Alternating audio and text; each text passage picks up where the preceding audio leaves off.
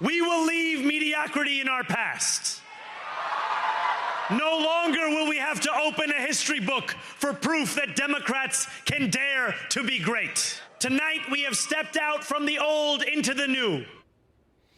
Well, even though Democrats won big in the off-year elections last night, there is a party divide. Here to talk about that at the government shutdown in response to President Trump, House Minority Leader Hakeem Jeffries of New York. Mr. Leader, thanks for the time. I want to start with what exactly I asked President Trump at the very beginning, which is, how do you read the results from last night? Well, it was a decisive win for the American people. Affordability was on the ballot, and affordability won throughout America.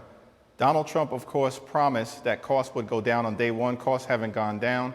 Costs have gone up. Housing costs through the roof. Child care costs through the roof. Groceries through the roof. Electricity bills skyrocketing across America. And now, because my Republican colleagues refused to extend the Affordable Care Act tax credits, we know that for tens of millions of Americans who are now in the open enrollment period, they are experiencing dramatically increased premiums, copays, and deductibles. In some cases, working class Americans being asked to absorb increases of $1,000 or $2,000 per month. America is too expensive, and something needs to be done about it decisively. I want to talk to you about the government shutdown in just a minute. Is the incoming New York Mayor, Mamdani, going to drag down moderates in your party next year? I think the connective tissue that we saw across the country, including as it relates to the mayor-elect's campaign in New Jersey and in Virginia, was the notion that as Democrats, we are going to fight hard to make life more affordable. Far too many people are struggling to live paycheck to paycheck. They're working hard and they're playing by the rules, but they can't get ahead. In fact, they can barely get by. And that should not be the case in this country, the wealthiest country in the history of the world. Here's what Congresswoman Alexandria Ocasio-Cortez said about Mayor-elect Mamdani and his race. He had to not just defeat a Republican, he had to defeat a Republican and the old guard of the Democratic Party at the same time. The Democratic Party cannot last much longer by denying the future, by trying to undercut our young, by trying to undercut a next generation. So there is a divide there, and I guess the question to you, Mr. Leader, is, are you part of the old guard or the future that Congresswoman Ocasio-Cortez talks about her and Mayor-elect Mamdani? Well, ultimately, I think that's a question, Brent, that the people that I represent are going to have to decide. In the House, as you know, we have a 2-year employment contract, and every 2 years we have to go back to the voters and make our case as to whether we are continuing to deliver for the American people, the people that we're privileged to represent, in ways that improve their quality of life. That's what Democrats are all about at this moment, House Democrats in particular. We recognize that America deserves better than where things are at right now. That we need to drive down the high cost of living, we need to fix our broken healthcare system, and we also need to clean up corruption across the board, in Congress, at the Supreme Court, and of course as it relates to this administration. You've had Democratic socialists like Mamdani win, though, and there have been supporters, including yourself, who endorsed him. But the Democratic Socialists of America, this is what their platform is: abolish mandatory minimums and cash bail, establish universal rent control, greatly reduce U.S. military budget, amnesty for all immigrants, full voting rights to non-citizens, and national popular vote for president. So do you sign on to that new side of your party with those stipulations? It's very interesting that you asked that question. Here's what Democrats stand for. We believe in a country with a strong floor and no ceiling.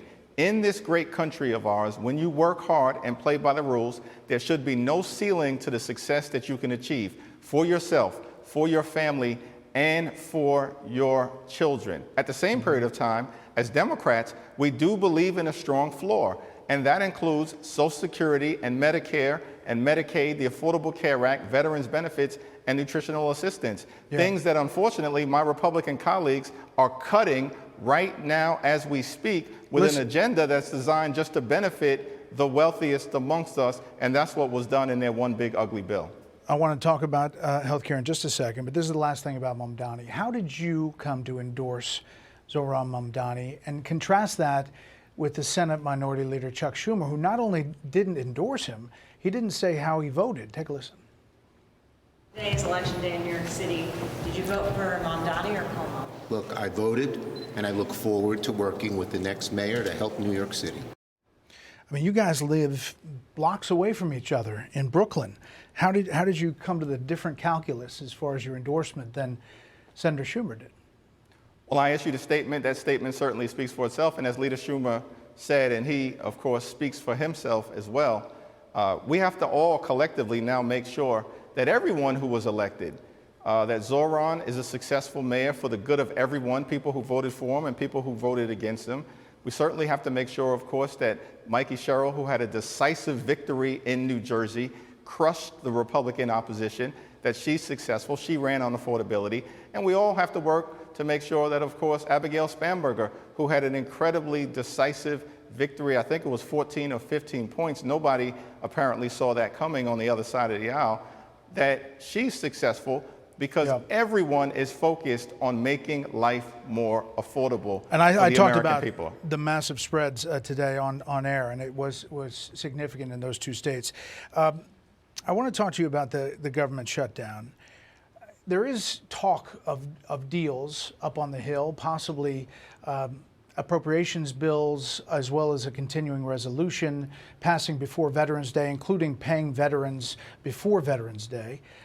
Would you be open to any of that at this point? And what happens if moderate Democrats kind of undercut this standoff like they did last March? Well, what we've indicated as House Democrats is that we will be open to any bipartisan agreement that emerges from the Senate in good faith, as long as it, of course, reopens the government, that it enacts a spending agreement that is actually designed to make life better for working class Americans, middle class Americans, and everyday Americans, while at the same time decisively addresses the Republican health care crisis, which includes but is not limited to the largest cut to Medicaid in American history. That hurts people all across the country, regardless of whether they're a Republican, a Democrat, or an independent. We're fighting for the American people.